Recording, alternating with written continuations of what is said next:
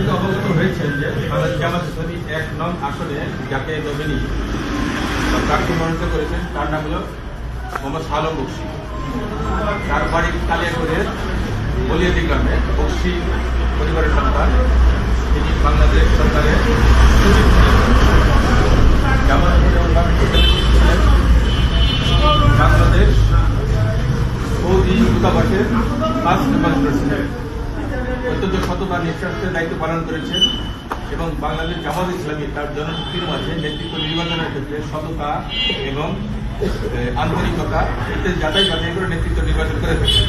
সেই আলোকে পশ্চিমবঙ্গে বাংলাদেশ জামাত ইসলামী এই আসনে মনোনীত করেছেন। আমাদের সামনে তাকে পেশ করেছেন। আমরা নিজেরা সিদ্ধান্ত নিচ্ছি অ্যাকচুয়ালি সৎ লোক চাই নাকি যারা মানে অসৎ লোক যারা দুনিয়াবী সকল ফায়দা লোটে তাদেরকে চাই। আমরা সিদ্ধান্ত নিব, সে আলোকে কাজ করবো ইনশাল্লাহ।